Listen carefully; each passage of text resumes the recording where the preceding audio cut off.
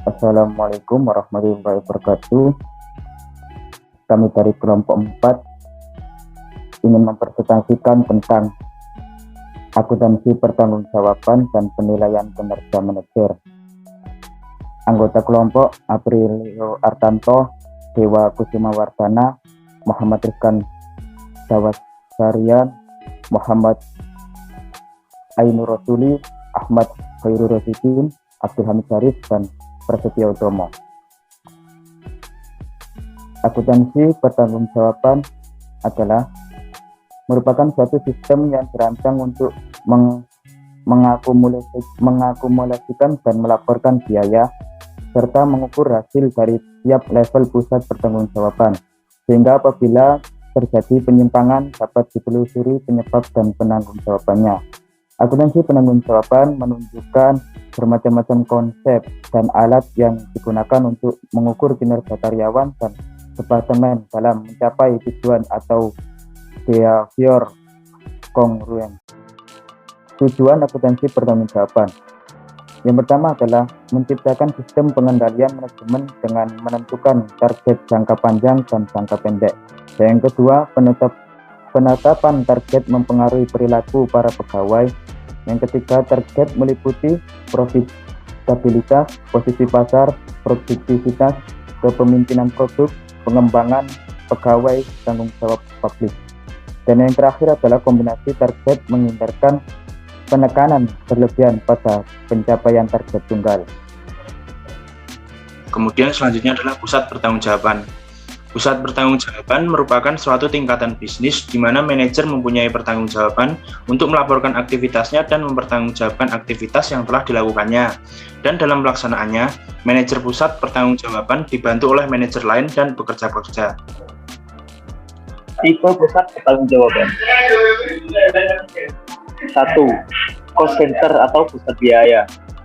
Pusat biaya adalah bentuk segmen terkecil dari aktivitas atau pusat pertanggungjawaban yang hanya bertanggung jawab dalam mengendalikan biaya-biaya yang terjadi di dalamnya tanpa menghubungkan dengan nilai uang dari keluaran yang dihasilkan.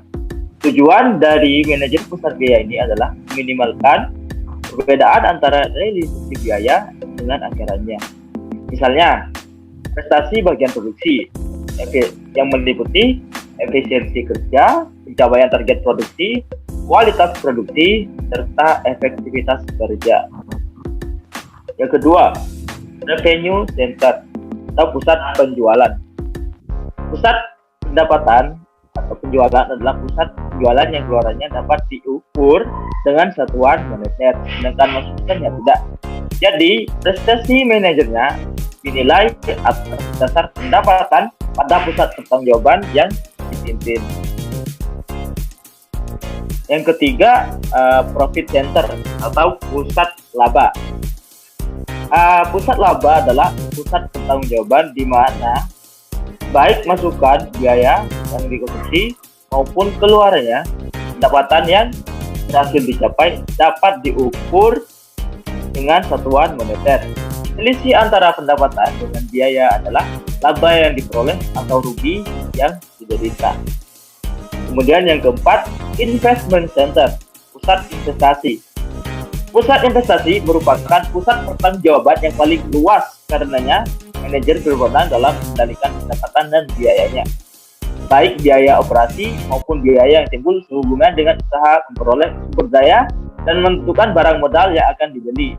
Masalah utama dalam sebuah pusat investasi adalah laba yang dihasilkan dan harta yang digunakan untuk memperoleh laba tersebut, yaitu apakah yang dihasilkan telah sebanding dengan modal yang diinvestasikan. Kemudian selanjutnya ada peran informasi dan akuntabilitas. Informasi memiliki peran penting agar para manajer bertanggung jawab terhadap hasil. Akuntabilitas secara tidak langsung mencerminkan pengukuran kinerja, yang berarti bahwa hasil aktual dibandingkan dengan hasil yang diperkirakan atau dianggarkan. Sistem pertanggungjawaban, akuntabilitas, dan evaluasi kinerja seperti ini sering merujuk kepada akuntansi pertanggungjawaban, karena peran penting yang dimainkan oleh ukuran dan laporan akuntansi tersebut di dalam proses. Dan selanjutnya dalam penilaian kerja. Penilaian kinerja adalah penentuan secara periodik efektivitas operasional suatu organisasi, bagian organisasi dan karyawannya berdasarkan sasaran, standar, dan kriteria yang telah ditetapkan sebelumnya. Untuk yang berikutnya yaitu pusat laba adalah pusat pertanggungjawaban yang manajernya diberi wewenang untuk mengendalikan pendapatan dan biaya pusat pertanggungjawaban tersebut. Untuk mengukur kinerja pusat laba, umumnya digunakan dua ukuran yang menghubungkan laba yang diperoleh pusat laba dengan investasi yang digunakan untuk menghasilkan laba, yaitu kembalian investasi atau return on investment atau seringkali disingkat dengan ROI dan residual income RI. Berikut ini diuraikan formula perhitungan kembalian investasi dan residual income disertai dengan permasalahan yang timbul dengan digunakannya ukuran tersebut sebagai pengukur kinerja pusat laba.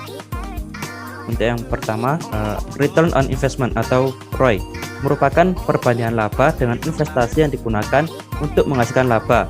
Formula untuk menghitung return on investment adalah sebagai berikut. Yang pertama yaitu ROI sama dengan laba dibagi investasi. Dan untuk yang rumus kedua yaitu ROI sama dengan penjualan dibagi investasi dikali laba dibagi penjualan.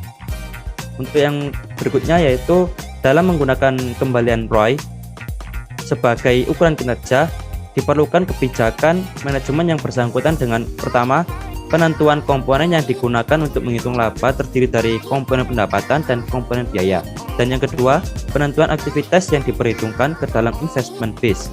Dan yang ketiga, pengukuran nilai aktiva yang diperhitungkan ke dalam investment base. Residual income.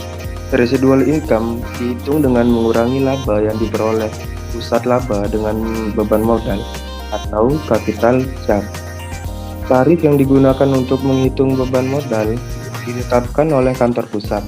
Biasanya tarif tersebut lebih tinggi dari tarif yang dipakai untuk investasi yang pembelanjaannya berasal dari utang jangka panjang, karena dana yang diinvestasikan ke dalam pusat laba merupakan campuran modal dari pinjaman dan modal sendiri.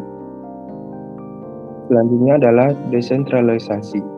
Desentralisasi merupakan pelimpahan sebagian wewenang kepada manajer di bawahnya.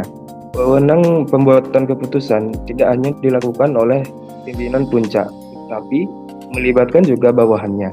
Unit usaha diberi kewenangan untuk mengambil keputusan. Manfaat desentralisasi. Pertama adalah top manajemen terbebas dari pekerjaan operasional. Yang kedua adalah memberi kesempatan dan kepercayaan manajer bawah. Yang ketiga adalah memberi tanggung jawab dan kewenangan manajer bawah. Dan yang keempat adalah memudahkan evaluasi. Desentralisasi sendiri ialah yang pertama, manajer bawah kurang memiliki informasi yang menyeluruh tentang organisasi. Yang kedua, manajer bawah mungkin memiliki tujuan yang berbeda-beda. Yang ketiga, lebih sulit menyebarkan informasi dan gagasan yang bersifat inovatif. Dan yang keempat adalah kurang koordinasi antar manajer bawah. Contoh soal, pada sebuah perusahaan mempunyai dua divisi, yaitu alfa dan beta. Laba bersih alfa adalah Rp 100.000 dan beta 200.000. Jika alfa menghabiskan investasi sebesar Rp 500.000 untuk menghasilkan kontribusi laba tersebut, dan beta sebesar Rp 2 juta. ROI alfa sama dengan laba dibagi aktiva operasi rata-rata, sama dengan 100.000 dibagi 500.000, sama dengan 0,20. ROI beta, laba dibagi aktiva operasi rata-rata, sama dengan 200.000 dibagi 2 juta, sama dengan 0,10. Jika perusahaan menghasilkan penjualan 400.000, maka ROI juga dapat dihitung dengan menggunakan margin dan perputaran atau turnover. Bagi berikut, margin alfa sama dengan laba operasi dibagi penjualan, sama dengan 100.000 dibagi 400.000, sama dengan 0,25. Selanjutnya perputaran sama dengan penjualan dibagi aktiva operasi rata-rata, sama dengan 400.000 dibagi 500.000 sama dengan 0,80. Kemudian ROI alfa sama dengan margin dikali perputaran sama dengan 0,25 dikali 0,80. Hasilnya 0,20. Mungkin cuman itu yang bisa kelompok kami sampaikan. Kurang lebihnya mohon maaf. Wassalamualaikum warahmatullahi wabarakatuh.